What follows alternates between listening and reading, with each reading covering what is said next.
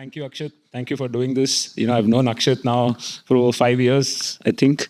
So the story is that Akshat pitched to Accel, I think 3 times, and we never invested, right? And now they are the largest cybersecurity startup in India by revenue. So just to give you from India, not actually, and India also, both actually. So it's actually quite exciting. They have over $25 million in revenue. I don't know the right number. I can't say publicly, but so sometimes I look at Akshat and like, what did I miss here? But I think this conversation is more. I wanted to chat with Akshat on how did his journey start. His entire journey of starting a startup. Akshat, you were working in corporate jobs. You had more than 15 years of experience. You were in a senior position. How did you decide? And like, I'm sure you had your kids by that time. You had house. You had home loan. So how did you like? What came to your mind to leave all of that and start? The CIBIL score and KYC. First of all, I think, Priyank, I wanted to thank you for organizing this summit. I think this is first of its kind in India. And guys, it's deserve a round of applause for Priyank and the entire Accel team. When Priyank brought this idea, like, let's connect, and we all, like, who were behind this summit to organize it, like, it's more like a summit to find founders. It's by founders for founders. And where Priyank is like the Accel team is facilitating that and making it happen. So thanks a lot. We need more such Priyanks in India ecosystem, right? So coming back to the question, it's tough. It's tough in the sense, I think the first biggest part is that, yes, all of you said is right. Like I was working in Adobe and Oracle. Adobe is one of the best company to work for, well paid. You make more money in RSU than in the salary, those who work in Adobe. So it is tough. I think the biggest part is breaking that ceiling. Like, how do you jump from this, yes, right? And what you need for that is that hunger, that desire. So if you don't have that hunger, desire, and passion, that's hard. Like, you can't be pulled, you can't be pushed. So you have to have that insight that we have to do something. Second, what everyone says that necessity is the mother of invention and all of those things. You will get frustrated in your job sometime. It's not that places which I talked about, bad place to work, but you will get frustrated that it's boring. You want to do something, you want to do more, you want to solve a problem. So that is the second piece. If you're very, very happy, you're in comfort zone in your job, probably it will be hard for you to be an entrepreneur. Now, third is when to be entrepreneur, right? Is it like just come out of college? After 5 years of experience, like, oh, you are eligible for ISB or other MBAs, this is the eligibility to be an entrepreneur. Yeah. Or after 10, 15, 20 years, like when we were like, had secured a decent cash flow to take care of all these laundry bills and home loans and everything. I think there is no such fixed time. You know it, everyone knows it. It's all when you have that fire. Is that? Third, I'm just adding to this. I think it's also a matter of the ecosystem, like what people are talking around you. How's the ecosystem? Is startup, like, is there a support ecosystem? Are there investors willing to listen to you? Are there investors who will be willing to give money, if at all you need money? Or the idea you have, the team you have. People also ask me sometimes, should you be starting alone? Should you be starting with another co-founder? Is co-founder mandatory to start? Can I start alone? There's no bullet. There's no magic bullet. There's no one answer. It requires a village to build a company. It requires a team. You certainly need a team, whether the team is team of co-founders, whether it's you alone, co-founder, and you're able to build a team around you. So, but you have to have a hunger, desire, passion, commitment, and belief that the problem you are solving is good. You will make it.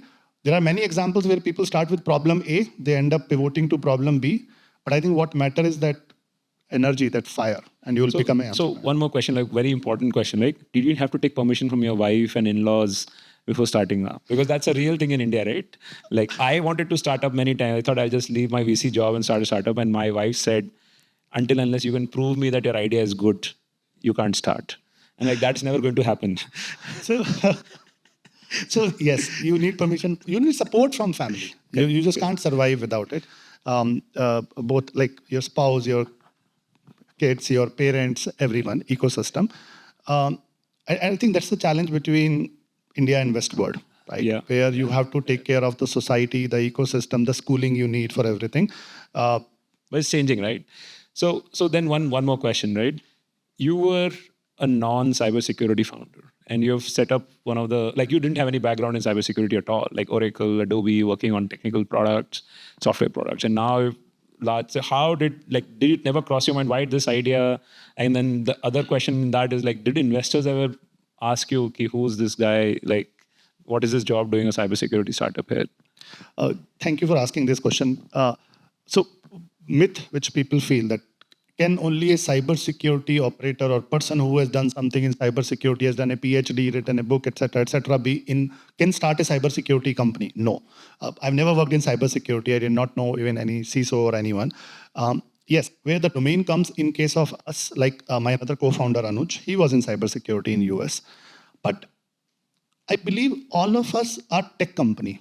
We are a tech company using technology to solve the problem of cybersecurity domain.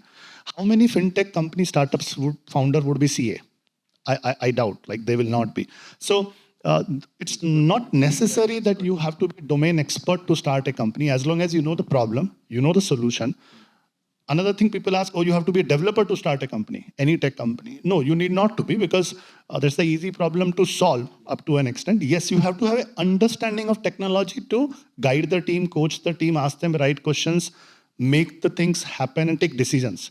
So you just can't be completely unknown if you don't have any good ownership level person for the technology understanding. But you need not to be a cyber person, you need not to be a developer to start a tech company which is solving problem of cybersecurity domain. So one adjoining question, right? When you came up with this problem, what did you do to know what is the right product to build, right? Because did you know the customers? Your co-founder knew the customers.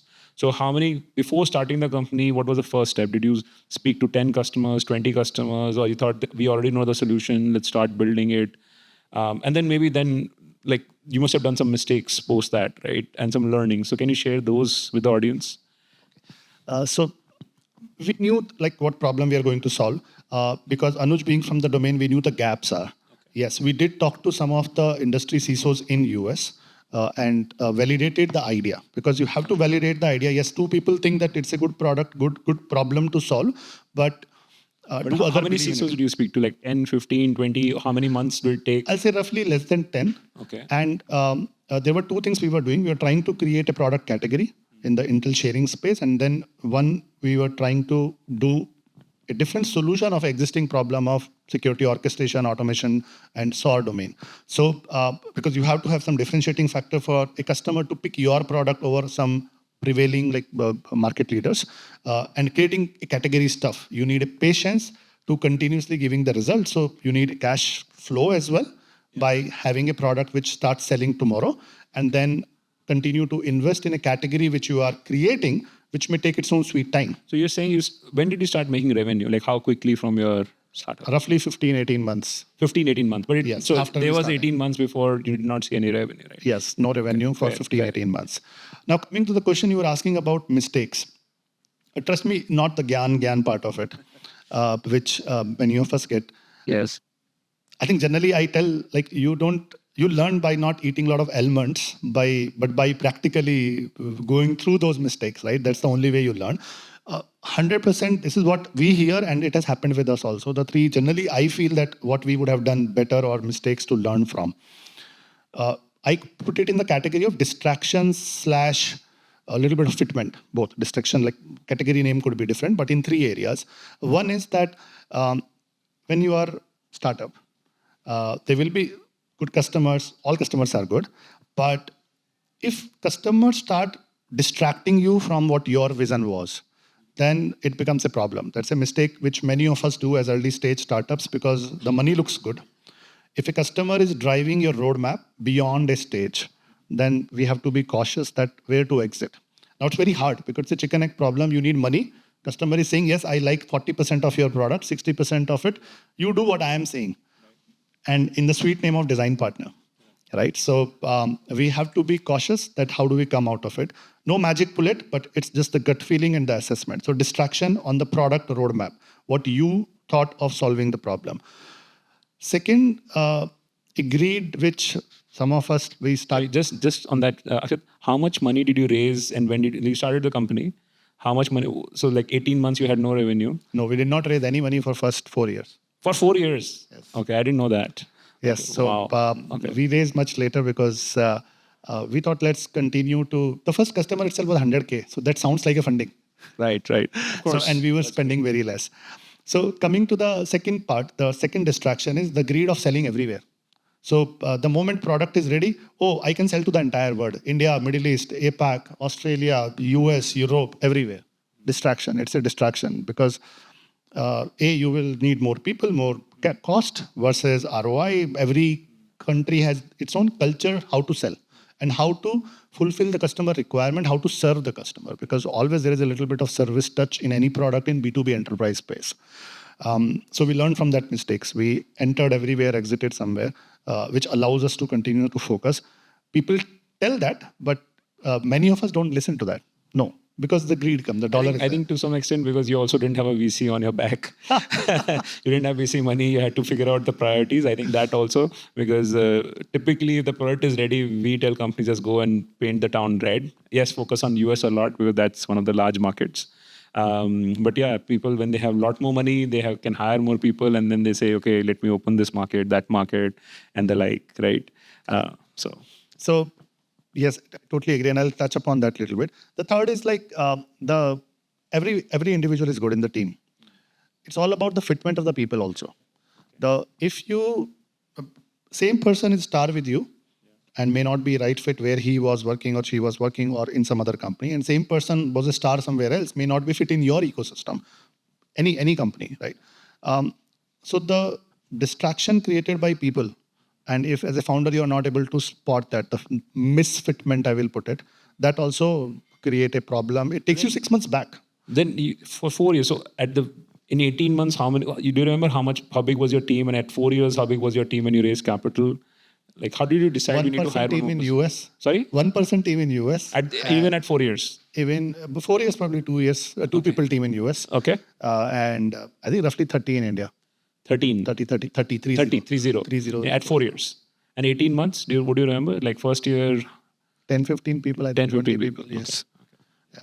So when did we raise money? I'll be telling you honestly. When we raise money is when we go to sell B2B enterprise customers, they're large companies.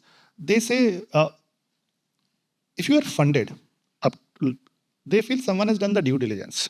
Oh. Because otherwise, like no one has, the customer do not have time to do due diligence on you. Right. So if you are targeting Fortune 100, Fortune 200, Fortune 500 companies, if you are funded, it gives them a confidence that yes, someone has done the due diligence, their practices are good, the structure, legal structure, financial structure, etc., etc., right.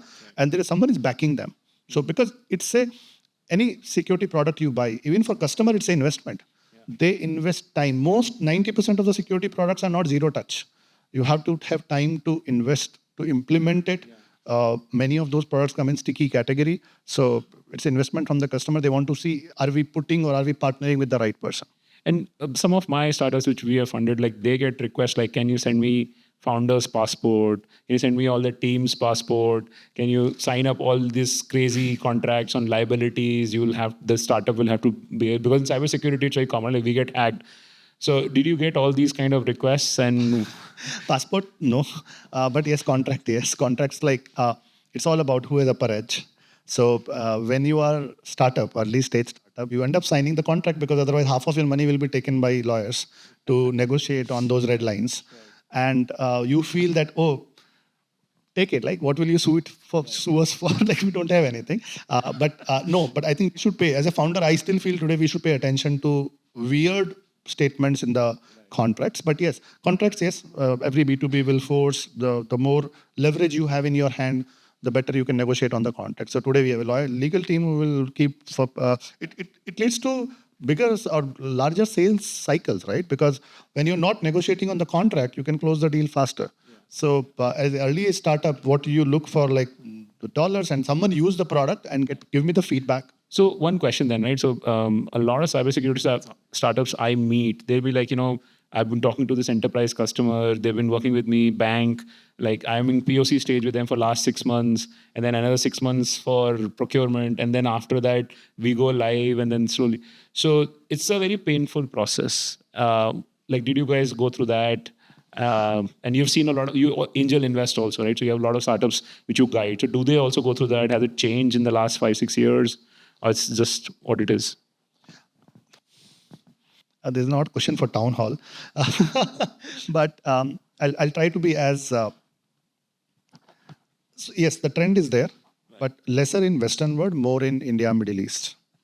Okay. But I think I don't blame the customer, because if I will say we have to continue investing in the product, we have to continue investing in the technology. If we continue focusing on time to value of the product, if customer is getting the value from your product faster, this cycle will be smaller or shorter. At that stage, when you are doing 6 months POC, design part, if your product is underdeveloped stage, you will be exploited. If you have you're focused only on 2-3 features, showing the time to value or the real value of those 2-3 features to the customer and start, okay, let's move it to production, we'll keep iterating. Right. So it's more of a negotiation plus how good those 4 core features are. That's how I've seen it. And we were discussing this before. How much product is enough? Like innovation versus valuation, innovation versus revenue. You took you got to product and revenue in 18 months, right? Is that what do you think? Could you change that? Like, would you still build a product longer? So innovation versus valuation, probably I will also ask you the same question after some time, because the valuation, changing the valuation, and it's a chicken egg problem again. Where it starts creating dilemma in mind of founder or the team, the entire team. See, let's say AI. No customer in production for cybersecurity is still using AI, as far as I'm like, we can ask the audience, but I think no one is using. But I have to keep innovating, because without AI, my deal will not close. Because even procurement asks how much AI you have, right? Because if you don't have AI, I'm not closing the deal. You are probably obsolete. You are senior citizens. You will not get funding also by this. And I'll come to that, because I'll also have my turn. So you have to innovate. But at the same time, there's a cost, because you wanted to build your roadmap, the feature which will let you get the dollars. Because what customer is looking, yes, all good. They see why a customer buy a startup product. Are we or any other startup products cheaper? No. Generally, I don't think we should price our product cheaper. Like, oh, if Palo Alto product is $100, the startup should price it at $30. That's not the game to win the market. Like, you can win 1 or 2, 3 logos, but not like you can't sustain. So the pricing has to be at par based on the value. Might be the big company product is doing 10 things, your product is doing 6 things, you can price it accordingly on that day. Once you reach to those 10 or 10 plus, you can price it accordingly. Why they buy the startup product? Early stage I'm talking about, because the CISOs or 1 down or 2 down of CISOs, they are that advanced technical people. They love to work with startups. Then the companies end up buying the startup products. Our first enterprise customer in India was Axis Bank. Deepak was there, and wow. Deepak and Ashutosh Jain was CISO, and they just love to work with the founders, right? And they were used to give so much good inputs. So you have to find the right people also who can take you along, right? They can hold your hand. They buy the product because in B2B enterprise security especially, one shirt does not fit all. You need some tailorization, customization. It's like those safari suits and suits, ready-made is not available, you have to stitch. If they give the same requirement of stitching to IBMs or Palos or Ciscos, they will take 2 years. They say, I want you to do in 1 month. And that's why I'm partnering with you, right? So I think that balance of how much of it fits in your roadmap, that's the art, luck, right place, right time, right people you end up working with. Okay, one last question from my side. What's the founder journey? Is it easy to be a founder? What should you be like when you left your corporate job? How life changed? Easy and tough depends on, like, I feel even not only founder, everyone in the team who's working in startup, is their life easy? It all depends if you are enjoying it. If you are enjoying it, then we'll have all those dopamine, serotonin secreted in our brain, which will make us feel happy. If we are forced to be an entrepreneur, 6 months you will shut the shop and Is it easy? No, you cannot do it with people support. Like founder should work. Though we are sitting in a Infosys owned convention center, so I will not talk about 70 hours work week. But for founder, it is like you have to work Monday to Monday. Like they're all 7 days. There are no timings. My first call starts at 5:30 and it ends at 10:30. Do I complain? No. But if you are enjoying, I'm able to do it. My body is able to do it. I have slip disc problem. But if I'm not enjoying it, I will not be able to do it. So I think a founder cannot talk about work-life balance. Is it tough? Is it easy? It's the passion again and the desire, hunger for any consumer or enterprise. They have to just live into it. If founder looks dull for 2 days, the team will think what is happening, right? So you have to have that energy in you and trust. The day you lose trust in your own baby, it starts falling. Yeah, I think that's a very key point. Like a lot of founders I work with, I mean, when some of the founders said, founder is a source of energy for the entire company, right? And it's tough. They were like, even when something is happening in family life or I am sad, I can't show a sad face in the office. I have to go and I have to deliver that energy to every employee. And even if something bad is happening in the company, like you are the person who's supposed to, like a founder has to solve all the toughest problems in the company, the worst problems, right? Like you might hire VPs and CXOs, but at the end of the toughest problem bubbles up and you have to solve it. Correct. I think it's it's definitely and we not. call ourselves intern. Both me and Anuj, we call ourselves internally intern because we are still learning. Every day we are learning. Even though doesn't matter which background you come from, you do sales for your company, you do marketing. First 10 customer, founder has to close the sale. Right. I tell people I will not invest in any company where they have a salesperson unless you've done 5 sales, because founder has to do the sales. So you have to do marketing. You have to literally broom the floor in early stage. Why not? Right. So you learn it first time. Many of those things you learn it first time, and that's why my request to each one of the group here is one of the idea for this conference or summit is also to ignite and give that energy and motivation to jump towards that entrepreneur journey. Means I'm sure many of us have it hidden in us, but we just need that a push, a story to listen to, and like yes, if you have belief in you and the problem, trust me, many of the solutions, if you are a good person, will keep coming around. You will have some of those messengers sent by God to keep helping us to take us along. Like I did not know any investors. Like then you will meet people like Priyank, even though they'll not invest in you, but they'll guide you, they'll coach you. So and I think you build relationships, and which is totally okay. So. Please requesting anyone who's standing on that ceiling, this side or this side, please go ahead, just take the plunge. Like there are many people in the industry who will help you. Yeah, just on that, right? So 2 stories. One story is I invested in a company called Slintel, and the founder, they raised their Series B after meeting 76 investors. Yes. Okay. So that one investor who they met gave him a $25 million check. Right. And then finally the company sold for some 150 million in that range.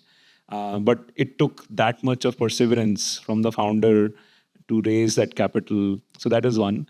Two is a little more fun story. So I had these 2 roommates I used to live with. And I came out of college. We were living in National Games Village, Gata Brava block, 3-bedroom apartment, six guys. And 2 of them decided to start a startup. And they came to all of us and they said, why don't you guys come and join us? You know us, we know you guys are technical, and you become the first employees. And we said, no, this startup idea is crap, won't work. Then 1 year later, they came and said, we are raising angel funding. Why don't you guys come and put some money, like 5 lakh rupees each. Valuation was like 10 crores at that time. So put money. All of us said, this won't work and we don't have money. And we were like 3 years out of college. So we said 5 lakh is too much money, we can't put. Right? That happened. So then, so by the way, that startup now is Flipkart, right? So, and I used to feel bad about it all the time. Then I solace myself that there were, these like 3 other people who said no to investing in the startup. So none of the roommates invested, right? So to give you some sense, right? Like even our closest friends, we were too close. This se nahi ho payega. So that kind of stuff. But anyway, so that's story. Yeah. I have many questions for you, Priyank, and on behalf of audience. Yeah, we have a lot of time. So yes. So many people feel that how to approach investors, what they look for. It sounds like a chicken egg problem. If I go to investor, they will say first you get the revenue, you get the team, who you are, where you come from, 100 jargons you will put, what is TEM, what is PMF, what is this, that. They don't even know it, right? So how to approach investors? Is it are you looking only for, or as an investor, you can represent Accel and the investor community. Would you invest only in someone has already left the job and spent 3 months, 6 months building something, validated POC, MVP? What's the criteria for someone to approach any investor in India? Yeah, I think most of the investors are very approachable by nature because that's our job. Like we are supposed to talk to people, right? I think that is the easy part. Like you send out LinkedIn requests or you just even find, like obviously if you come through a known person, if you come through my portfolio founder, for example, that's highest priority because I have an existing relationship and I will definitely listen to you. Second priority will be coming through known people like, let's say yourself or other angel investors who we respect, right? So that person knows some of what I like. And so I think that thing helps. But, I think if you are confident in yourself, reaching out is great. However, when you do a cold reach out, 90% of the times you will not get any response. Like my LinkedIn is unfortunately filled with a lot of people sending me messages. My emails are filled with a lot of people sending me messages because we are trying to find needle in the haystack and we are prioritizing for our time to spend where looking at the profile of the founder, looking at the problem statement they're trying to solve for. Yes, this intuitively makes sense. I will spend time on this is what my job is. So I try to optimize for my time, and it might feel rude to folks that, hey, you don't respond to emails. But unfortunately, like if you look at my inbox or any other investor's inbox, you'll see like they receive like 60 to 70 mails just every day. And it's very hard to respond to everything because it sets off a chain reaction. Once you respond to a mail, sorry, I'm not interested in your idea, then you'll say, okay, why are you not interested? Then you say, so people just avoid. They then engage from those 70 mails only in that one or two, which they think interesting. So that's why you should definitely reach out to larger number of investors, but don't bombard. Like we get mails where the founder will have copied 100 investors in two. Like that, then this guy is mass made. Right, people were used to write in exam, my mom is unwell, please give me investment, give me marks. No, like the basic hygiene, like don't copy all the investors, then nobody will read. Inside a firm, like if you're reaching to Accel, for example, if you read like 6 people and all 6 people's email IDs you'll write, then people will like, if anybody's interested. So it's like saying, if any of you are interested, just talk to me. Then nobody's interested because like, so that is another part. Third is we get a lot of this mails, and I think that typically happens from just out of college founders. They try to do mail merge software, but they use it improperly. So I will get Mr. XYZ. Right, and for I'm very excited about the investments you have done in ABC firm, right? So the placeholders are there, and then you get that. So they just test that before sending. It's fine if you send it, but yes, generally going through known folks is better because you also then vet your ideas. So is it like spreading nepotism, or a founder, then only you can approach me? I'm a completely unknown person. I don't know anyone. I've just landed in Bangalore I do from respond. I think a lot of mails, a lot of investments I have done, at least 6 of them where founders have cold reached to me on LinkedIn. But then the way you cold out, like I get 2 types of messages on LinkedIn. First is I want to be a founder and I have a great idea which will change the world and I want to talk to you. Sorry, like I'm busy until unless you explain in 3-4 lines what you're talking about. Elevator pitch. Elevator pitch needs to be there, right? Like why? Like that's like I get thousands of such messages. Like why? So that is one. Second, in the other form of LinkedIn request is the person has kept their LinkedIn profile very relevant. Why they're excited about this idea? You can looking at their profile, you can say, okay, like he tells you about the idea first. Then he tells you about even 3 lines. You don't need a deck or anything. But then by looking at their LinkedIn profile, you can go and say, okay, this person is very relevant for the kind of things which he's might be building, right? Like for me, I still look for cyber background in cyber startups and cyber founders. And I think meeting you and spending time with you, I've been thinking like how to change that. But for example, we've seen companies just saying, I'm going to change genetics, human biome research paper, and then the guy is coming from arts and science college. Like it's just very hard to relate that, right? So that is the second I part. have two more good questions, Yeah, but I don't know how much time we have, but we'll probably take two It extra. suddenly dropped. Hi, I think someone did the cheating at the back because it was 15 minutes. They cut 10 minutes. Exactly. Will not come under cheating. So second is like the perception, the myth. Oh, investors these days, and they go by the herd, right? The FOMO. Investors have FOMO. Yeah. Oh, A has invested in these kind of companies. I will also invest in these kind of companies. I don't care. AI. Even if I put my company name, my name is JamesBond.ai, investors will invest in this because the name is .ai. Yeah. Is this true? I think it's very true. And there is a reason. And there is a reason for that. There's a very macroeconomic reason for that.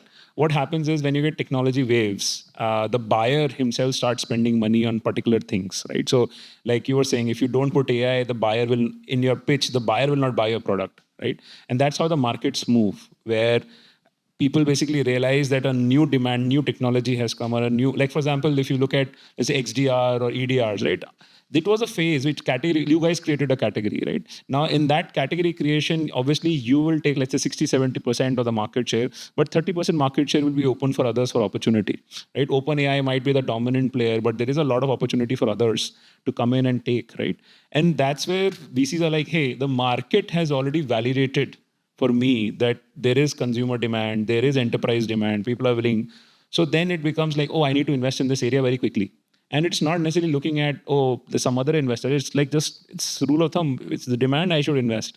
So, okay. Thank you. That helps. The last one I have is, as a community, first together, and I'm talking about entrepreneurship generally, but we are focusing on cybersecurity. I think we all need to do something to invest in making people investable. Yes. So what is happening is you are investing only when you find someone is investable. Yeah. But where is the investment to put investment today that this person becomes investable 1 year from today? I think it's a very good question. I think in the US market, so much money was being spent on cybersecurity that now you have specialized firms only investing in cybersecurity companies, like you have a lot of them. In India, we don't have that today. And I think there are two parts to it. First part is there's not been a successful cybersecurity company yet. I really hope it is you. Because once a company happens, then every investor thinks, oh, money can be made. There is a pattern of how this money was made and I can go and invest. Because otherwise, it's easy to invest in SaaS companies. It is easy to invest in consumer companies, roti kapda makan companies. That's what it's easy to understand also. So investors really want that success. In fact, I think founders also want that success. I think there's only 1,000 companies and not 5,000 companies in cybersecurity. It's because there's not enough success stories which have been heard out. So that is one. Two is, I think cybersecurity in particular is a slightly difficult topic. Like I've been investing in cybersecurity for 5 years. I still get confused sometimes.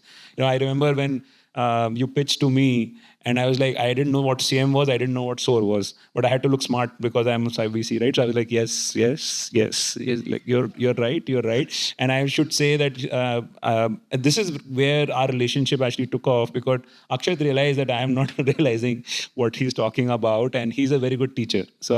And he was humble enough to take out time, and it was also a little bit of braveness on my part to say, hey, I don't understand, please explain. And he did not give me a short answer. He went on to explain for 45 minutes, Priyank, this is what is a SIEM, this is what is a SOAR, this is how you use everything.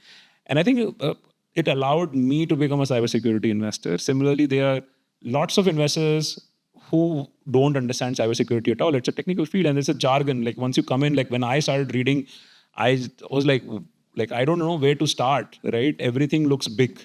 So then I have to educate inside my firm. Similarly, it's the onus on the founders to explain your ideas very well to the VCs. Unfortunately, because people don't know that space. Like people have been investing in roti kapda makan companies for long. You can understand it intuitively. You can understand even SaaS companies intuitively, how marketing tech works. But if in cybersecurity you go and start explaining quantum cryptography and why is it better than others, and that person is not technical, in seed it's hard. Right? Probably I'll ask one more last. Yeah. Sorry, guys. Within the second part of this last question, where I was coming from is like, can it's a request I have to investors community that, for example, this event is one of those where we can find people who are investable, right? We can also put the seeds so they become investable next year. The fear starts reducing of being an entrepreneur, platform for exposures. But where the challenge comes, let's say I'm a fresher, come out of college. I want to be an entrepreneur, but I'm not making money being starting a startup for first 1 to 3 years. His parents will say, "तेरा तो शादी भी नहीं होगा, पागल हो गया, job कर," because Sharma ji का लड़का is doing job and making 20 lakhs rupees, right? And changing job every year, he has reached 50 lakhs by the time of he's getting married.